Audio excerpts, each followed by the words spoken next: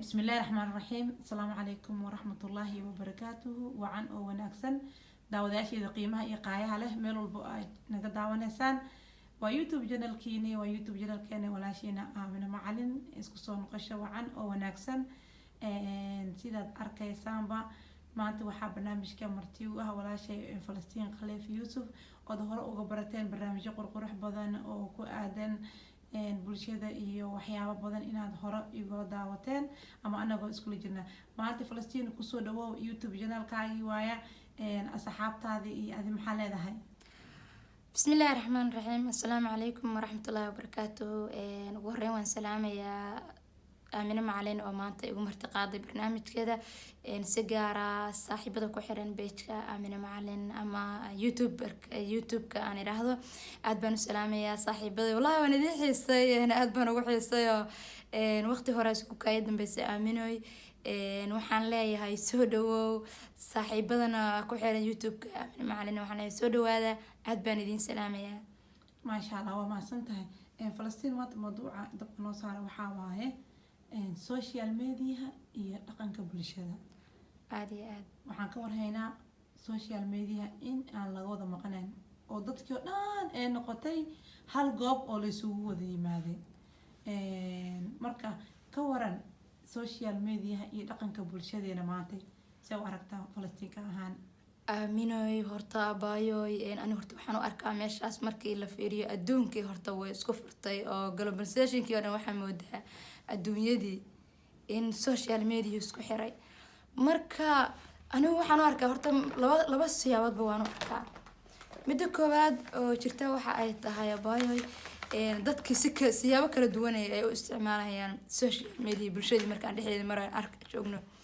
waxaad arkaysaa mararka qaar culimo wacdinaysaa barnaamijyo mawduucyo aad u qurux badan aad ka daawanaysid oo ku farxad gelinaya isticmaalkiisa markaas waxaa leedahay runtii waa wax loo bagay waxay kadib haddana waxaad arkaysaa qof caytamaya wax oo sheegaya aad leedahay kan yaada ku dambaabin haddana daqiiqada kadib waxaad arkaysaa qof si kale u isticmaalaya tusaale ahaan gabaraan asturnayn jirkeedii muuqdo kale markii si loo fiiriyo waa wax isku dhex jira oo maanta bulshadii social media markaan fiirino waa wax isku dhex jira laakiin waxaan is leeyahay dhibkiisa badan markii bulshadii social media la arko dhibkiisa badan taasoo aan u sabaynayo dadkii markay isticmaalayaan wixii waa aalad la iska arkayo waa aalad adduunkii oo dhan la arkayo marka xumaantii iyo qaladaadkii lagu sameynayay ayaa wuxuu gaarayaa bulshooyin aad u fara badan ummadii dhan wanaagii lagu sameeyay la sameeyana sidoo kale uu gaaraya laakiin waxaaba qariyaba xumaantii iyo waxyaabihii maaragtay sida aadka ah ana u wanaagsanay loo isticmaalayay marka anigu waxaan u arkaa runtii waxa isku qasan laakiin se dhibkiisu badan yahay aad iyo aad gabadha Falastiin haddii aan dhahno social media iyo Soomaali ahaan dhaqanka anaga aan leenahay oo dad Soomaali aan nahay isku dhawaan karaan Aaminoy ruuxaantii iskuma dhawaan karaan markii taas aan ka eegno iskuma dhawaan karaan aad iyo aad bay u kala fog yihiin maxaa yeelay annaga dhaqankeena suuban ee Soomaalida lagu yaqaanay waxa uu ahaa dhaqan akhlaaqaysan dhaqan asluubaysan dhaqan xishood iyo qiyam uu ka muuqdo qofka oo bini aadanka gaar ahaan ummadda Soomaaliyeed si aad loogu amaano runtii marka waxaad moodaa in uu ka soo horjeedo intaasba inuu maanta social media ka soo horjeedaan moodaa marka anigu waxaan isleeyahay aad bay u kala fog yihiin labadaasi adduun weynaha dhan waa laga isticmaalaa social media aaladani waa aalad la socota teknolojiyadda casriga ah hase yeeshee qaabka ee maanta dhalinyaro ma dhahayno dad waaweyn oo qaladaad sameynaya ku jiro qaabka maanta bulshada barkeed bulshadoo dhanna afka ma gaarsiinayno oo dad wanaagsan ku jiro culamaa ku jirto dad qayaara ku jiro dad waxa ku jiro halgan ka dhex wada social media oo raba inuu meel wanaagsan u gaaro halgankooda okay ma dhigi karnaa marka qaabka ay u sameynayaan barnaamijyadooda waa qaab aan waafaqsaneen habka loogu talagalay in social media loo isticmaalo ama warbaahinta dhan aad iyo aad abaayoy way tahay sababtoo ah markaan u fiirinayno halgankaas iyo dadaalkaas loogu jiro in dhaqankii wax laga bedelo in social mediahii si maaragtay qurux badan oo ummadda u simantahay ama si wanaagsan loo isticmaalo markaan u fiirino ma muuqato wax iska bedelay.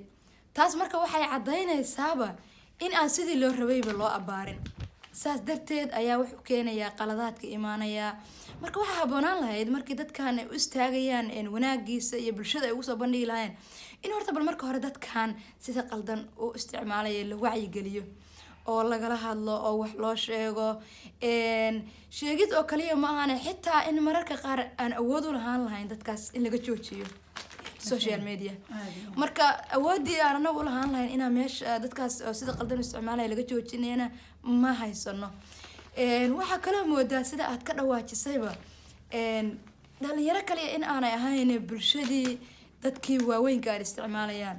qof waxaad arkaysaa da-ah maxaan ku irahdaa waqti jooga halkii laga faa-iidi lahaa maanta inuu dadka ku baraarujin lahaa ama wanaaga iyo xishoodka u fahamsiin lahaa ayaa asagiibaaba ka subxaan halaysanaysaa. marka dadkaas oo kale maxaan oran karnaa waa dad sii fasahaadinaya ama aada usii xumeynaya dhaqankii. markaan aragno waa la iscaynayaa, eedaad la isku marinayaa, waxyaabo aan aad anshax uga baxsan baa la isku marinayaa. dadkaas waxaan ku tilmaami karnaa dad oo maaragtay aad u dilaya ama aad u sumcad xumeynaya isticmaalkii social media. dadkaas oo kale marka dadkaas waxay u baahan yihiin in la qabto. dadkaas kolley anugu waxaan ku tilmaami karaa waa dad oo iimaankoodu yaryahay. sababta ah qof iimaan leh maantay xumaan inuu sameeyo ama 100,000 oo qof oo Soomaaliya ay daawanayso ugu soo talagalay ma jiri karo. qofku wuxuu leeyahay damiir.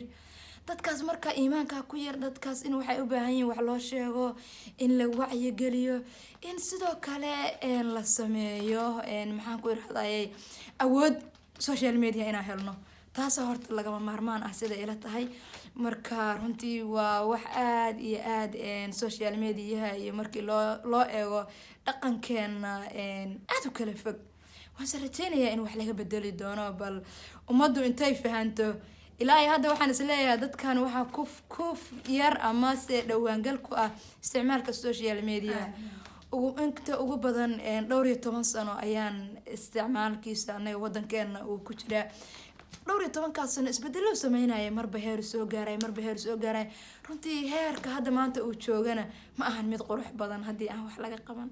aadi way jiraan dad talent leh yani social media waxaa lagu joogaa qof walba hibadiisa ama waxa dadku ay talentiga u yaqaanaan. anama u aqaano hibada qofka Ilaahay Rabbi Subhanahu wa ta'ala uu si inuu ku joogo ama habka soo gudbinta hadalkiisa ama suugaantiisa ama waxyaabaha uu talagal dadku inuu ku madadaaliyo. marka taasi ayadoo jirto in social media talent lagu joogo waxaa jiro dad kale oo ku jooga dhaqan burburiyaal kuwaanu bixiyay ooba hadii la rabo in la iscaayo in la isfadeexadaysto in qof wax laga sheego in group wax laga sheego in shakhsiyaad si gooni loo ataago in kuwa si gooni loo taageero intiba waxa lagu soo kulmay social media. taasina waxaa isla garanay inay tahay wax ka baxsan islaamka iyo dhaqanka wanaagsan ee Soomaalida. waxa maanta aan badbaadinayna waa soo koraha jiilka soo socda ee mustaqbalka. mana jirto awood maanta xakameynayso social media dadka qaladaadida ka galaya. rag iyo dumarna waa la isku jiraa dambigaas oo yani waa wax looga siman yahay inta badan. marka inta badan dadka oo dhan ma laakiin inta ugu badan bal ka waran dunida markaad fiirsatay qaabka social media u isticmaalayaan iyo dadkeena sida talentigooda u soo bandhigay maxaa kaaga baxay Falastiin? abay aaminay laba waxba waa iiga baxday. horta markii anigu aan u barbar dhigo adduunka iyo guud ahaan waxaan isleeyahay waa laga sameyn yahay. laakiinse si gaara markii aan u fiiriyo caalamka wadamada kale iyo Soomaaliya waxaad moodaa anagu inaan aad ugu ciyaarnay oo habkii loo rabay aanan u isticmaaleyn. hadday talentigeena ahaan lahayd hadday ahaydna habkaan u adeegsanayno. tusaale maanta fiiri adduun weynaha ma arkaysid inkastoo wadamada gaaladu hadda iyaguba iska yihiin dad maaragtay iska xaalad kale ah oo duni kale ah haddana qaladaadka anagu maanta aan adeegsanayno uma adeegsadaan. waa xadidan yahay waxaad arkaysaa muuqaalada qaar markii la baahiyo kale in laga saaro baraha bulshada oo ay awood u leeyihiin dadkaasi. marka waxa ay ku fikirayaan maanta muuqaalkay soo gelinayaan ama ha ahaadaan kuwa talent hibo u leh ama ha ahaadaan dad ayagu markaasi shaqooyinkooda ama professionalkooda ayagu ay tahay, intaba labadaba ha ahaadaan. dadkaasi waa dad xisaabtamaya ee og in maantay lagula xisaabtamayo ama lagula dul joogtalayo lagula socdo, macnaha lala socdo waxa ay adeegsanayaan. qofkii qaladaad sameeya si automatic oo aad u fudud baa waxaa arkaysaa muuqaalkiisii laga saaray. qofkaas marka waxaad isleedahay wuu is ogyahay ileen isagu waxa uu sameynayo, marka mawduucyada uu adeegsanayo waxyaabaha uu isticmaalayo uu ka faa'iideysanaya si wuxuu uga faa'iideysanaya dadka ku xiran ay uga faa'iideystaan. shirkada iskale internetka ama social mediana ay markaasi ay u arkayso si wanaagsan oo u badbaadayo. marka dadkaas waxaan isleeyahay waa dad iyagu is ilaalinayaan oo aad isaga ilaalinaya qaladaadkooda. annaga markaan nimaano Soomaaliya markaan u nimaano waa waxaynu waa hayaacdo, ma jirto maanta cid aan uga cabsanayno. waxaad arkaysaa qofkii maanta soo xanaaqa ama se dunida adduunka barabareem yar soo qabsado social media soo fariisanaya, waxa uu rabo iska sheegaya. qofkaas wuu xanaaqsan yahay, emotional dameerkiisa ma joogo, isma oga waxa uu sheegayo, isma oga waxa uu bulshada la wadaagayo. marka taas waxaad arkaysaa dad kale ka falcelinayda war qofkaan markuu maanta soo gudbinayay aragtidin ama fikirkan uu keenayay, waxaa laga yaabaa in haddii uuna caradaasi aan ku jiri lahayn inuu la xishoon lahaa. adigina waxaad u malaysaa marka hebel u jawaabaa isleeda. marka adduunka wax badan oo duwanahay waa ka duwanahay sida marka loo eego, marka si loo eego waan ka duwanahay, malihin ciidan ka cabsanayna malahan. xitaa waxaad moodaa alla ka cabsigii markii loo fiiriyo social media inuu yaraado. dadka qaar sida ay u isticmaalayaan ayadoon ognahay in dad fiican wanaagsan alla ka cabsi ay ku jiraan, dadka qaar markay isticmaalayaan social media runtii alla ka cabsi kama muuqdo.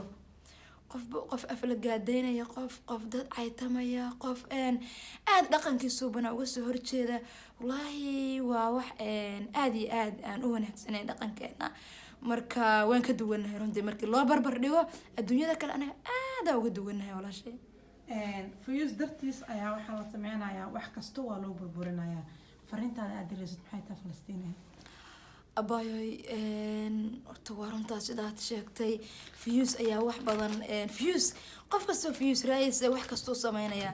marka waxaan leeyahay qofka horta qiyam iyo dhaqan iyo xishood uu ku jiro maantay ilama ahaan inuu wax yar oo ma aragtay bulsho daawatay uu u baabi'inayo, balse waa qof aan dhihi karo iimaankiisa ayaa ku yar. saas darteed ayuu fiyus wax badan ku baabi'inaya. waxaan leeyahay dadkaas u baabi'inaya sharaftoodii, soomaalinimadoodii, xishoodkoodii, asluubtoodii, akhlaaqdii ay lahaayeen bulshada Soomaaliyeed, wanaagii nalooga bartay haddaan Soomaalinahay nala ku yaqiinay, intaas oo dhan dadka qarinaya. waxaan leeyahay alla ka cabsada, wanaagii aan lahaan jirnay sidaas ma aha.